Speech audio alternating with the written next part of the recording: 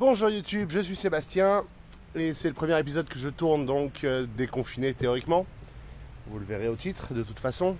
Le X5 a dormi là, les oiseaux sont donnés à cœur joie sur la vitre arrière, c'est génial. Et ce matin on va commencer par faire un truc très original, on va coller des dalles. Je vais commencer par le coin là-bas, il m'en reste 6 à coller. Puis après on va attaquer la longueur au fur et à mesure. On va voir jusqu'où on va. J'aimerais bien aujourd'hui finir les dalles pleines.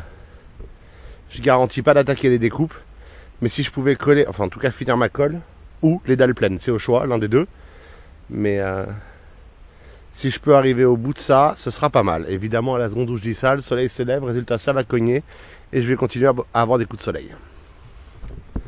Donc je vais commencer par mélanger mon bordel. Voilà à quoi ressemble la colle.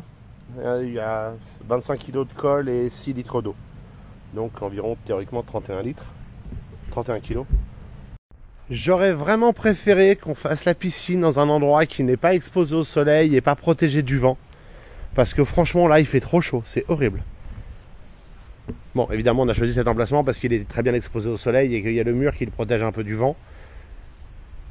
Mais là tout de suite ça m'arrange pas. Bon, j'ai posé 4 mètres, 1, 2, 3, ouais c'est ça, 4 mètres de long. Soit 16 dalles, plus les 6 là.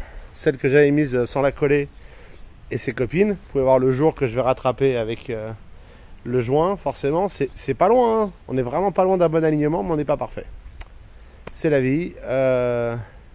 C'est pas grave. De toute façon, ça, c'est en pente pour choper la flotte et l'amener ici. Donc, on fera avec.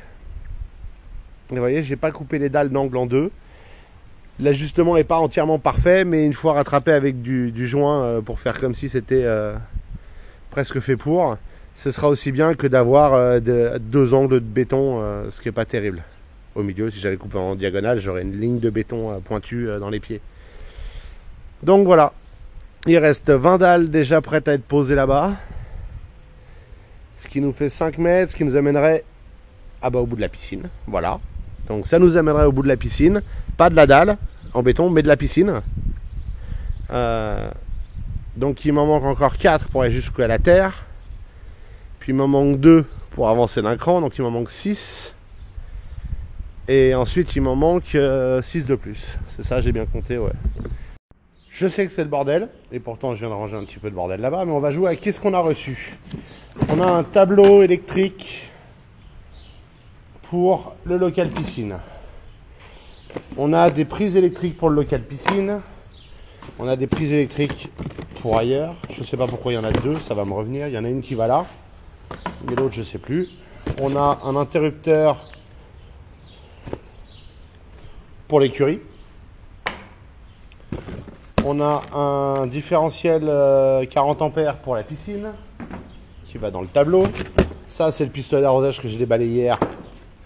Il est bien, il n'est pas magique. Ça, c'est le disjoncteur. C'est un Legrand, pas un Schneider, parce que le Schneider a été plus cher et plus long à recevoir.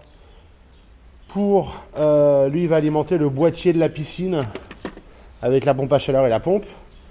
On a un petit jeu de Forêt Bosch HSS CO pour remplacer, parce que j'ai cassé de 3 à 4,5 ou un truc comme ça. Ils sont tous cassés, mes forêts. Les forêts Bosch, donc ça servira à compléter l'autre boîte et à pouvoir faire des trous. Ensuite, on a un ensemble d'embouts de visseuses. Parce que ceux que j'avais, c'était mon petit coffret, c'était un coffret Bosch, mais c'était un coffret Bosch low cost de grande surface de bricolage. Et ils commençaient tous à se bouffer. Là, l'intérêt, c'est que d'abord, il y en a plusieurs de chaque... il y a plusieurs longueurs, il y a des longs, ce qui m'intéressait, et on a une jolie collection avec des couleurs, c'est mignon. Je me fous un peu des couleurs, mais ça, a priori c'est de la meilleure qualité. Ensuite on a mon vieux maître que j'ai ramené en le mettant dans la boîte. On a une lame diamant, Trencheibe, ça doit vouloir dire lame, pour couper les dalles béton entre autres, pour sur le tour de la piscine. Et on a un jeu de vérin, les mêmes que la dernière fois. Pas de surprise là-dessus. J'ai repris les mêmes pour le même montant de l'ordre de 30 balles. Et on va essayer le montage d'Eric. Donc il faut que je fasse des petites pièces pour pouvoir les monter, évidemment. Mais on va essayer le montage d'Eric. J'ai aussi un arroseur automatique pour aider la pelouse à pousser. J'ai pris ça, je sais pas ce que ça vaut. J'ai fait mes 2 platines pour les parois en bois. J'ai fait mes 2 pièces pour les ouvrants, côté ouvrant, qui vont me permettre de contourner, de gagner l'épaisseur du bois et un peu de rab. Elles sont percées, mais là elles refroidissent, je viens de les souder. Donc je laisse refroidir. Et ensuite on va aller poser ça. Enfin essayer. J'espère que tes calculs sont bons, Eric. Verdict. C'est mieux et moins bien. C'est pas une critique, Eric. Sérieusement, c'est pas une critique. Bon, moi je me suis raté. J'aurais pas dû mettre un tube de 30 là. J'aurais dû mettre juste une lame. Parce que j'avais oublié qu'il n'y avait pas de bois à l'intérieur quand j'ai fait mes 2 trucs symétriques. La logique du système se voit mieux là. Même si là, la lame aurait probablement suffi aussi. C'est pas grave. Je peux toujours le refaire. Ça, c'est facile. Il tient parfaitement en place en l'air. Ça, il n'y a pas de doute. Il descend relativement facilement quand il est en l'air. Par contre, à partir de là, il commence à peser 1 tonne. Donc il n'est pas facile à ouvrir. Une fois ouvert, il tient en l'air. Mais pour l'ouvrir, il y a moins d'effort que d'origine, évidemment. Mais il y a un peu d'effort quand même. Donc voilà. C'est mieux et c'est moins bien. Il s'ouvre aussi plus que l'autre, j'ai l'impression. Mais l'autre, j'ai tous mes outils dessus. Ah, allez, on va tester. Je vais ranger mes outils. Et on va voir ce que ça donne. Quelque part au milieu, il y a peut-être la version idéale. Celui-là est beaucoup plus facile à lever, mais il tient moins bien en hauteur. Celui-là est beaucoup plus dur à lever, mais il tient beaucoup mieux en hauteur.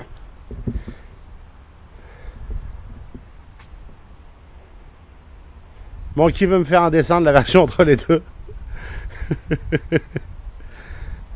Si vous regardez celui-là, la géométrie elle est différente puisqu'il est fixé directement sur le toit et plus bas sur la paroi.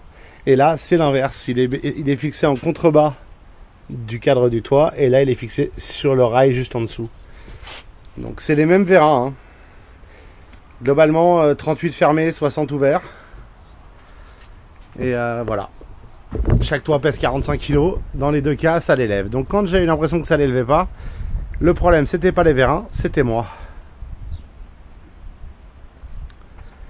Une variation de celle-là, qui rend le toit un tout petit peu plus facile à lever au départ, serait parfaite. Parce que je suis pas tout seul. Donc j'aimerais bien que madame puisse le soulever, entre autres. Bref, le fait est que ça fonctionne. Et c'est la fête. Je vais pas changer l'autre tout de suite, je vais attendre de voir si je trouve une meilleure géométrie que celle-là. Faut que je réfléchisse et que je lise un petit peu sur les vérins. Bon, j'ai passé une partie de l'après-midi à m'économiser parce que j'ai eu une idée débile. Je vais finir les dalles. Il est 20h30. Je vais sortir de l'éclairage au cas où la nuit tombe trop tôt pour que j'ai fini. Je vais aller chercher les quelques dalles qu'il me faut de plus dans la voiture. Et je vais pas crever de chaud. Je vais pas prendre de coups de soleil. Je vais pas transpirer à grosses gouttes dans la colle. Ça va être très bien. Ça va être pénible, mais je vais finir ce soir. Un sac de colle entier, de toute façon c'est le dernier que j'ai. Après il faut que je retourne en chercher, et il faut que je fasse des découpes pour pouvoir l'utiliser. Donc on va voir jusqu'où ça m'emmène. Là j'ai 20 dalles, j'en ai une dizaine dans la voiture encore, pendant la remorque. On va essayer de faire ça. Dalle by night. Petit côté glamour à l'histoire. Mais tout mon objectif c'est d'arriver à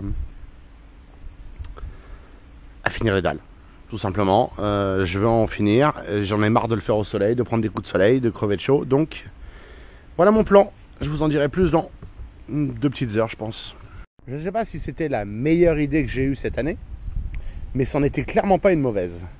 J'ai fait la longueur, j'ai fait ça, et c'est rentré. J'ai une déviation malgré tout, vous noterez qu'il n'y a pas de croisillon, ça c'est la dalle de pont entre guillemets, elle touche des 2 côtés.